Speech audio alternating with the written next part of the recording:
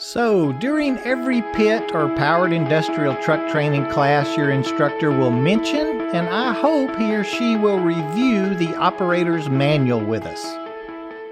This week, I had an individual ask why this was so important. He stated that nobody reads those manuals. And I can understand his statement. Did you know that when we purchase a new vehicle or car, we, as a new owner, are supposed to read the owner's manual? Have you ever looked and seen how many warning stickers that are in the vehicle? Come on, you've seen them, maybe up on the passenger visor. I had one gentleman comment, and he had just purchased a new vehicle, that all he looked at was how to work the new car radio. You know, I'm always hearing how thick they are, or how long it would take to read through the entire thing. When you open an operator's manual, you'll find that it pretty much covers all the sessions that you just reviewed during your pit class. And a lot of times when that book looks so big, it is that it may be in 2 or 3 different languages, making them appear much thicker than they should be. Just remember that it is your responsibility as an operator to know each type of equipment that you're going to be operating. And it's your responsibility to know how to get that operator's manual. If your facility does not have them mounted on the equipment, and many don't because they can get pretty dirty and nasty, just ask your supervisor. He or she will be able to get one to you. You know, also in today's world, with the help of Google or any browser and our smartphones, we have the manuals in our hands and can get questions answered immediately, anytime that we need them. It's important to know your equipment and know how to find that operator's manual. It is your responsibility. Okay, what's next? I made some notes for today. Oh shoot, I forgot to welcome you and thank you for visiting with us today. I'm Marty, and you've honored us here at Warehouse and Operations as a career, and I appreciate your time today.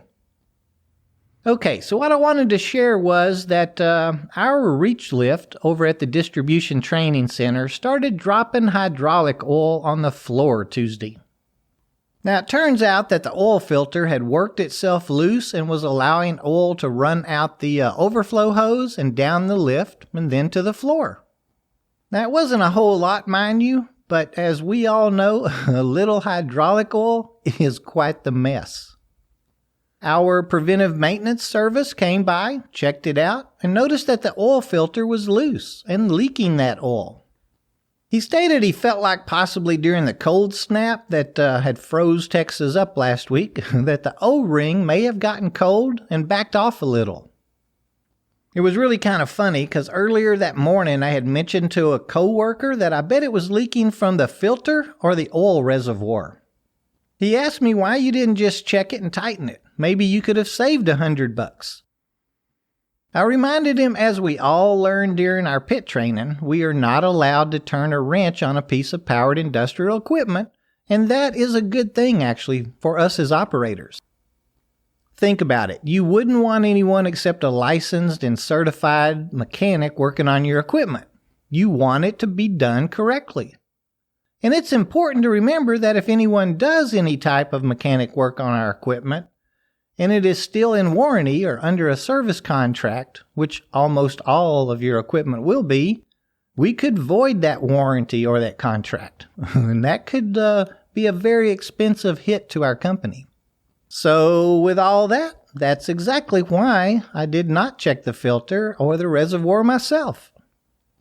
Sticking to our pit theme today, last week I was told about an incident where an individual was on an electric rider jack and had hurt his heel. Now he required a little bit of medical attention. Fortunately, it wasn't too awful bad. But the supervisor said he was doing everything right or was correctly operating the piece of equipment at the time. Now, I had initially heard that he was in an aisle on an electric rider pallet jack, a platform rider, in control, that he had a pallet stuck on the forks. It was said that he had crunched his heel between the platform and a warehouse post. Now, of course, my first thought was that he had to be standing on the floor or maybe had his foot hanging off of or dangling from the jack, in some way. His supervisor was adamant that his associate had done nothing wrong, though. Well, safety handled the report. I know an investigation was underway and pictures and statements had been gathered. I think everything was being put together as all accident investigations are developed. Anyway, so this week I was doing another pit observation, and as the student was coming out of an aisle, setting up his turn, I saw how his feet was positioned and his stance on the platform. The light bulb went off immediately in my head. I asked the student to freeze and asked him not to move. He had his left foot, the toe of his boot, placed firmly up against the housing of the pallet jack. The heel of his boot was hanging off, about an inch and maybe an inch and a half from the end of the platform, lining up with the warehouse post as he would have been coming out of the aisle. Now, if he had stopped or been stopped trying to come out of a pallet, he could have backed into the post with his heel. Our contention had been, if this scenario was what had happened, was that when the heel had made contact with the post, it would have just scooted his foot or his boot forward. I had just seen how it could have actually happened. I'm pretty sure I've never witnessed an operator jamming their toe area into the hood or the cover of the jack before. That could have explained how the accident happened. Well, I immediately called the facility manager and the safety department to explain what I had just seen. It made sense to everyone, and now I know of at least 4 instructors that have one additional thing that they teach too.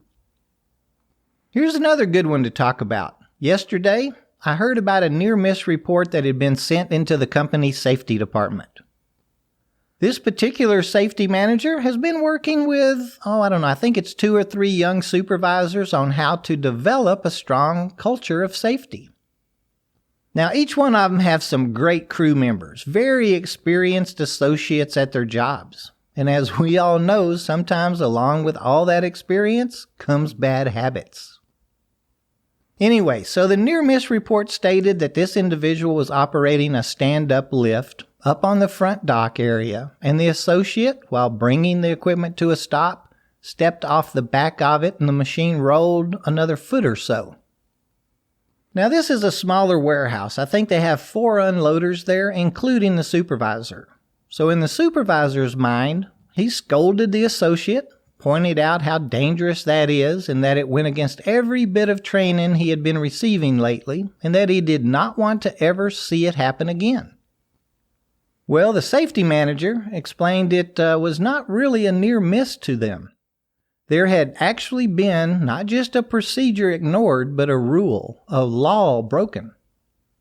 After speaking with the young supervisor, they came to the conclusion that the associate should receive a written coaching or warning for the act and a 1-day suspension without pay. I'd like to chime in here for just a minute. To a 4-man crew, when one is missing, that is 25% of your shift. I get it. No one wants to voluntarily give up 8 man-hours. I can relate to the supervisor's concerns. He has to get tomorrow's trucks unloaded. That's his responsibility. This is where us as frontline management have to step up in our thinking, though. Yes, he is responsible for getting the doors closed. However, and more importantly, he is responsible for the safety of all his employees and with providing them a safe work environment. I feel it is our responsibility to make sure that that culture is instilled within our shifts. If it is, then we won't have these types of negligent horseplay occur in our house. So, we won't have to suspend a great employee. As an employee, it is our responsibility to be professional at all times. And as a frontline manager, it is our responsibility to teach our associates how to be and the importance of being a professional, the best of the best. Well, there's a little about my last few days. Can you relate to any of that? Send me a couple of things that's happened to you this week.